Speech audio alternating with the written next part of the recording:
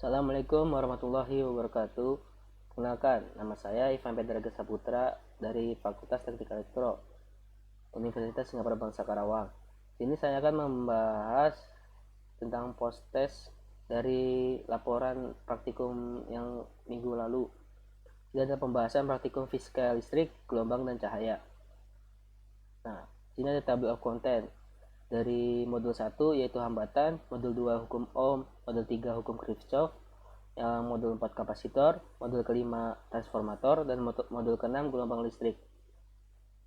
Nah, di sini tujuan dari praktikum modul 1 yaitu mengembangkan pemahaman mahasiswa tentang konsep hukum seri dan seri paralel dan kecampuran dalam rangkaian hambatan.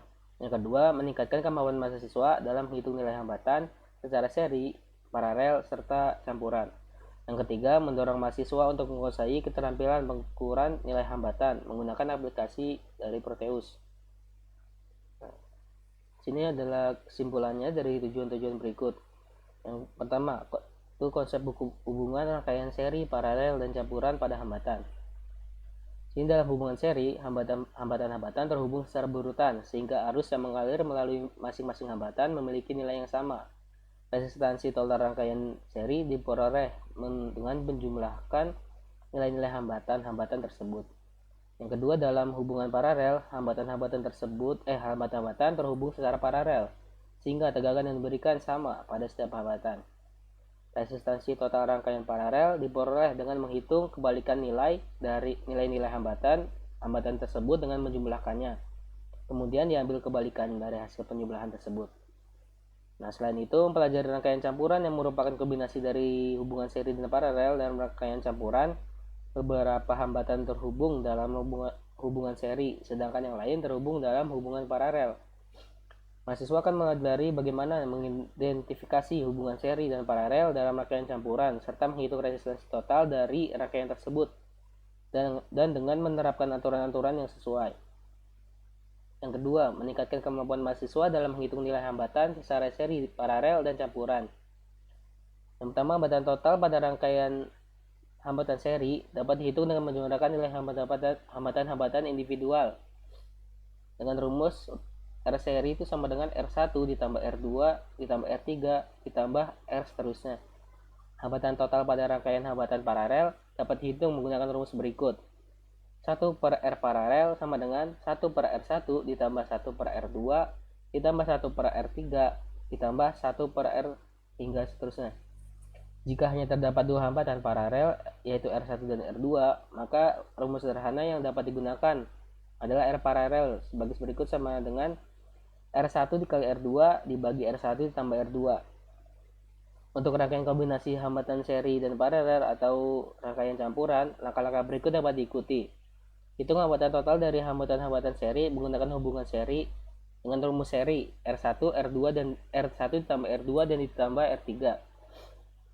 Selanjutnya, hitung hambatan total dari hambatan-hambatan paralel menggunakan rumus 1 per R paralel sama dengan 1 per R4, 1 per R5 ditambah 1 per R6.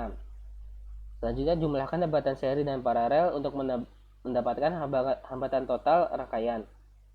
Yang ketiga, itu mendorong mahasiswa untuk menguasai keterampilan pengukuran nilai hambatan menggunakan aplikasi Proteus. Di sini dengan menggunakan aplikasi yang digunakan yaitu Proteus 8 Plus. Dimulai dengan membuat rangkaian sesuai instruksi yang ada di modul. Yang ketiga, kemudian sambungkan rangkaian tersebut menggunakan kabel penghubung ke alat pengukur hambatan yaitu ohmmeter. Nah, nantinya akan memunculkan hasil total hambatan yang ada di dalam rangkaian tersebut. Selanjutnya, yang ada di modul 2 tuh tujuan pertama itu mahasiswa dapat menguasai prinsip-prinsip dasar hukum Ohm. Yang kedua, mahasiswa dapat mengaplikasikan hukum Ohm untuk menghitung nilai arus atau tegangan yang tidak diketahui dalam rangkaian dan di aplikasi Proteus. Yang ketiga, mahasiswa dapat melakukan pengujian dan pengukuran tahanan yang tidak diketahui dengan menggunakan hukum Ohm dan diaplikasikan ke Proteus. Nah, di sini kesimpulannya, mahasiswa dapat menguasai prinsip dasar hukum Ohm. Itu hukum adalah prinsip dasar dalam fisika yang menyatakan bahwa arus listrik yang mengalir melalui suatu konduktor itu sebanding secara lurus sebanding secara langsung dengan beda potensial yang diterapkan pada konduktor tersebut. Nah, dan berbanding terbalik dengan resistansi konduktor. Dengan mempelajari konsep ini, kita dapat memahami hubungan antara arus listrik, tegangan, dan resistansi dalam rangkaian listrik, serta mampu menerapkan prinsip ini dalam analisis dan perhitungan sederhana terkait listrik. Nah, yang kedua tuh mahasiswa dapat mengaplikasikan hukum Ohm untuk menghitung nilai arus atau tegangan yang tidak ketahui dalam rangkaian ini dan di aplikasi Proteus. Hukum Ohm menyatakan hubungan antara arus listrik I, tegangan listrik V, dan resistansi R dalam suatu rangkaian. Nah, rumus hukum Ohm itu yaitu V sama dengan I dikali R, yang dimana V itu tegangan, I itu arus, dan R itu resistansi. Rumus ini menyediakan metode yang efektif untuk menghitung salah satu variabel jika nilai-nilai lain diketahui. Selanjutnya, untuk menerapkan hukum Ohm dalam Proteus, kita dapat menggunakan komponen resistor, sumber tegangan, dan ampermeter atau voltmeter virtual yang disediakan oleh perangkat lunak tersebut. Dengan memasukkan nilai resistansi yang diketahui dan mengukur tegangan atau arus di titik yang relevan dalam simulasi Proteus, kita dapat menghitung nilai tegangan atau arus yang tidak diketahui dengan menggunakan rumus hukum Ohm. Nah, yang ketiga, mahasiswa dapat melakukan pengujian dan pengukuran tahanan atau hambatan yang tidak diketahui dengan menggunakan hukum Ohm di aplikasi Proteus. Untuk mencari nilai hambatan itu dapat menggunakan rumus R sama dengan V per I. Dengan menggunakan software Proteus, kita dapat melakukan simulasi pada rangkaian elektronik dan mengukur nilai tegangan dan arus pada berbagai titik dalam rangkaian. Dengan mengambil nilai tegangan dan arus yang diukur tersebut, serta memperhatikan hukum Ohm, mahasiswa dapat menghitung nilai tahanan yang tidak diketahui dalam rangkaian tersebut menggunakan software Proteus. Nah, yang selanjutnya itu tujuan yang ada di modul 3, hukum Kirchhoff. Yang pertama, mahasiswa dapat memahami tentang hukum Kirchhoff. Yang kedua, mahasiswa mampu menerapkan hukum Kirchhoff pada rangkaian listrik sederhana atau pada rangkaian listrik seri dan paralel. Yang ketiga, mahasiswa mampu mengukur besar arus maupun tegangan listrik pada suatu rangkaian listrik. Nah, di sini kesimpulannya dari tujuan tersebut, mahasiswa dapat memahami tentang hukum Kirchhoff. Hukum Kirchhoff adalah dua persamaan yang berhubungan dengan arus dan beda potensial dalam sebuah rangkaian listrik. Hukum Kirchhoff berlaku pada rangkaian seri ataupun paralel. Tujuan kedua itu mahasiswa mampu menerapkan hukum Kirchhoff pada rangkaian sederhana. A, yaitu pada rangkaian seri terdapat rumus V sumber itu sama dengan V1 ditambah V2 ditambah juga V3, yang dimana VRX sama dengan I dikali R. Pada rangkaian seri, arus yang mengalir pada masing-masing beban sama besarnya dengan arus pada rangkaian. I sama dengan IR1 sama dengan IR2 sama dengan IR3. Yang di sini maksudnya itu I di hambatan manapun nilainya itu sama, dimana I sama dengan V sumber dibagi R totalnya. Selanjutnya masih selanjutnya itu yang B, pada rangkaian paralel. I total di sini sama dengan IR1 ditambah IR2 ditambah IR3, dimana IX sama dengan V sumber dibagi dengan RX, sehingga IR1 itu sama dengan V sumber per R1. IR1 itu arus pada beban R1, dengan IR2 sama dengan V sumber dibagi R2. Nah, R2 itu arus beban dari R2. Selanjutnya IR3 sama dengan V sumber dibagi R3. IR3 itu arus pada beban dari R3 atau hambatan yang ketiga. Pada rangkaian paralel, tegangan yang jatuh pada masing-masing beban sama dengan tegangan sumber. Itu kesimpulan dari tujuan yang ketiga, mahasiswa mampu mengukur besar arus maupun tegangan listrik pada suatu rangkaian listrik. Pertama itu untuk mencari kuat arus, I sama dengan V sumber dibagi R total. Sini ada contohnya, I sama dengan V-nya 4 dibagi R totalnya 35 ditambah 45 ditambah 55 sama dengan 4 dibagi 135 sama dengan 0,03 ampere. Tegangan pada R1 VR1 sama dengan R1 dibagi R1 hingga R3, R1 ditambah R2 ditambah R3 dikali V. VR1 itu sama dengan 35 dibagi 135 dikali 4. maka nilai dari VR1 1,04 V. Selanjutnya pada tegangan pada R2, R2 dibagi R1 ditambah R2 ditambah R3. VR2 45 dibagi 135 dikali 4 sama dengan 1,33 V. Selanjutnya pada tegangan R3 rumusnya sama pada tegangan R2, maka 55 dibagi 135 sama dengan 1,63 V. Nah, maka tegangan totalnya itu V sama dengan VR1 ditambah VR2 ditambah dengan VR3 sama dengan itu 1,04 ditambah 1,33 ditambah 1,63 sama dengan 4 volt. Selanjutnya pada modul 4 dengan judul kapasitor. Tujuan dari modul 4 ini adalah mampu memahami konsep dari hubungan seri dan paralel pada sebuah kapasitor. Yang kedua, mampu menghitung nilai kapasitor secara seri dan paralel.